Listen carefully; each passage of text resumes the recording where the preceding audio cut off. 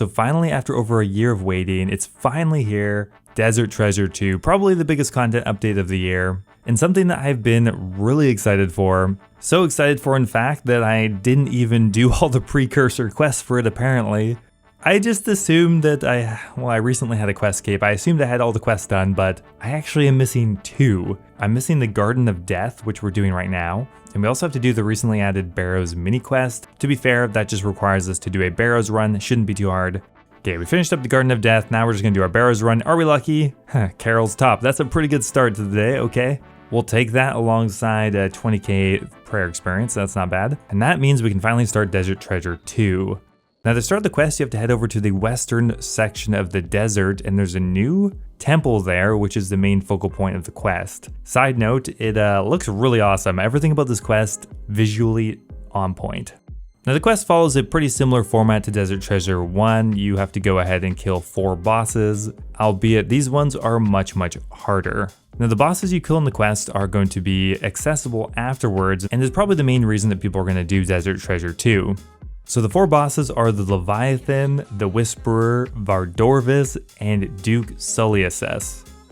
Now Desert Treasure 2 is a really long quest. It might be the single longest quest in the entire game. Like when I did Song of the Elves, it took probably a similar amount of time, but there was a ridiculously complicated light puzzle that I wasted a lot of time in. This quest took me about 5 hours, and yes, you could do it way quicker a second time, but I still think it's probably a solid 3-hour quest once you know what you're doing. And if you have the time, I would definitely recommend taking your time with it. It's a really well-written quest. It has betrayal, more betrayal, and yeah, you get betrayed a lot for some reason. Now the 4 end bosses you are going to fight in the quest, although they will be a weaker variant. Fun fact though, you do get a drop from the quest boss, and you can actually get the pet from it, and potentially other unique items as well. That's crazy. Imagine getting like the Vanator piece that makes a ring in the quest. That would be so hype. Probably incredibly rare though. Oh my god guys, it's finally done. Desert Treasure 2, The Fallen Empire, complete. You get 5 quest points for that bad boy. The Ring of Shadows, which is actually a pretty decent combat ring, plus we'll add on extra teleports to the bosses once we unlock them. And a experience lamp worth 100,000 experience you can put in anything. I will say, compared to other quests, you don't get that much XP as a reward. I mean, Monkey Madness 2 gives you like 300,000 in total, and that quest is way easier. But anyway, I guess we'll put it in prayer because why not? Okay, so now it's time to try out the post-quest boss variants, and there's 4 to choose from. I have no idea which one's going to be the best to kill, which one's going to be easier, which one I'm going to like more. So we're going to try them all to try to suss out which boss I want to grind out first. Now the boss I kind of found the most interesting during the actual quest was the Leviathan. The Leviathan you're going to kill with ranged, and now I'm going to try with the twisted bow, although I've heard crossbows are pretty good here. Now its most dangerous primary attack is its auto attacks, and they can go at a pretty reasonable pace to begin with, but once it gets enraged later in the fight, it starts shooting off these things so quickly, and this probably makes it potentially one of the most difficult of the bosses, but we'll have to see. Now if you bring a shadow spell, you can cast it on the Leviathan and it will actually stun it for a few seconds, which will allow you to run around the back for a critical hit. Now this slows down the fight and makes the fight easier, although once you get more experienced, you might not want to do that. Now you definitely don't want to do this. Look, I'm screwed, oh my god. Why did I do this? There's no way. You can't shoot past these barrels apparently, oh my god. Unfortunately, you can't stun the Leviathan in its enrage phase, so you just have to deal. Oh my god, we're tanking so much. Holy, we actually did it. That was so sketchy. 37 uncut diamonds, holy crap. Not worth it for my heart rate. Man, the enrage phase is so much harder than the rest. Maybe we'll try another boss. Okay, so we're trying out the Whisperer, and so far it's actually my favorite of the 2. I find the mechanics of the fight flow a lot better for me. The Whisperer attacks with 3 quick attacks in succession, kind of like Cerberus in a way. It has a very similar rhythm to Cerberus. And pretty much after those 3 auto attacks come in, you then have to dodge a quick kind of water pillar attack, which I'm doing a very terrible job of. But once you get the hang of it, it's actually pretty dang easy. Now the Whisperer has 3 different special attacks which you'll alternate between during the fight. There's this pillar attack that she'll drop in the ground, which requires you to hide behind these different pillars to protect yourself from these shockwaves. And I have to do it in the correct order, going from the weakest pillar to the strongest. If you don't do it correctly, you'll take a bunch of damage. Now the Whisperer has a unique mechanic that no other boss in the game has called Sanity, and essentially every time you get hit by one of the abilities, you will lose some sanity.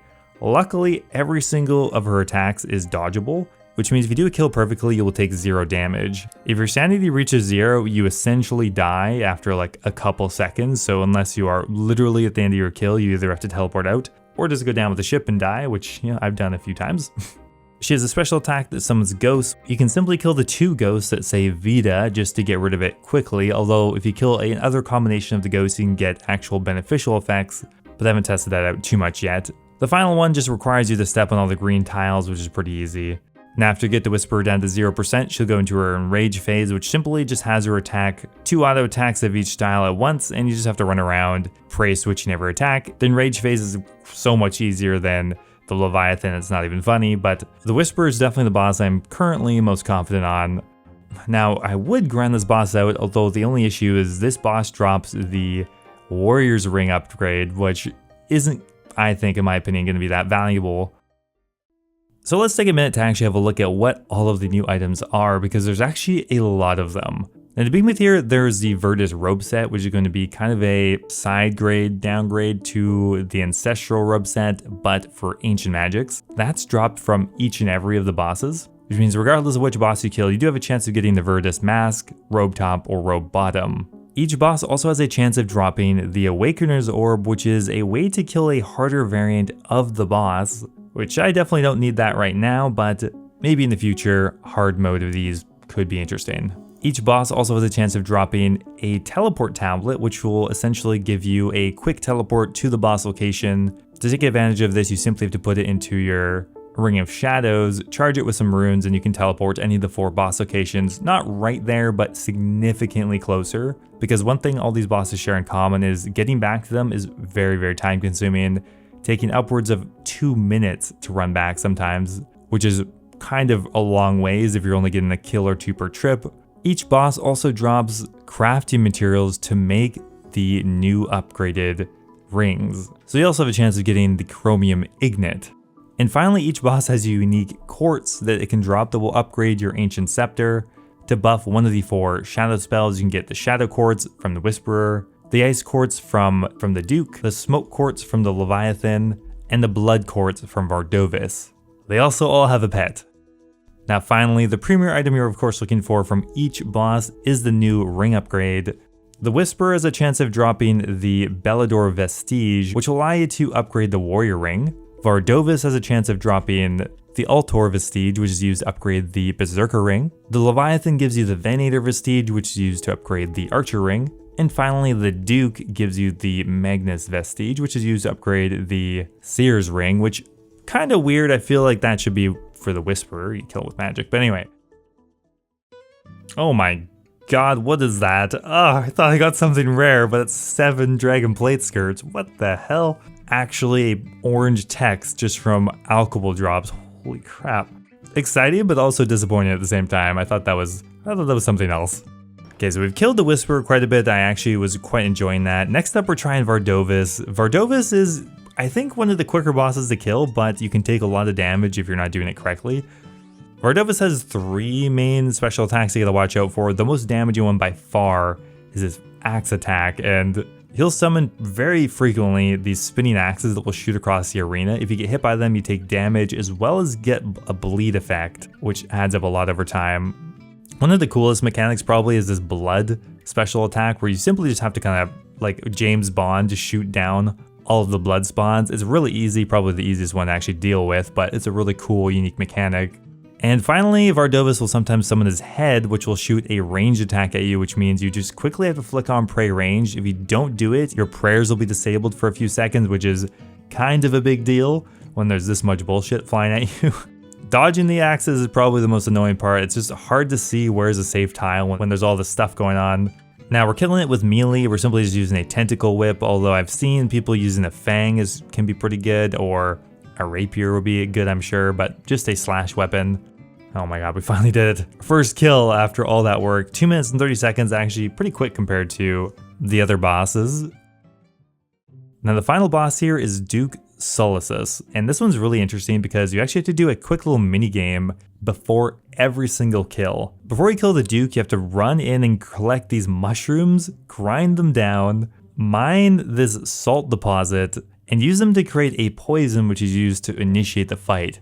This can take almost as long as the fight itself, which is an interesting choice, and you have to do it every single time, which is also an interesting choice. Now, the best way I've seen so far to kill the Duke is simply with a melee setup with Arc Light, as a Demon Bane weapon does seem to work here. Now, to kill the Duke, you really just need to flinch it. So every attacker is going to run back a tile to dodge the main melee attack. If you stay in melee range, he will chop you for a good amount of damage. So every attack you need to kind of flinch back one. That's the main part of the fight. There's two other special mechanics you have to dodge. The eye attack, which will one-shot you if you're not behind these pillars at the side, and this gas attack, which simply requires you to run to the other side of the arena. One thing to keep in mind, if you're more than one tile away from the Duke, he will shoot a range attack at you instead, which will do a lot of damage, and you can't really protect against both of them. So that's why the flinching technique is definitely the best. You dodge the main bulk of the auto attack damage, but don't stick around long enough to get the range attack. Overall, this is actually probably one of the easier fights, but it's a little time consuming because of the kind of preamble you have to do before every single kill. Once you get the hang of this though, I think you could probably get a lot of kills per trip because the amount of damage you can take probably is heavily mitigated. You could bring a Blood Fury to help heal yourself back up, and just a full inventory of brews and resource could probably last you for quite a while. Oh my god, we finally got a kill for 100 mist runes. Oh lord.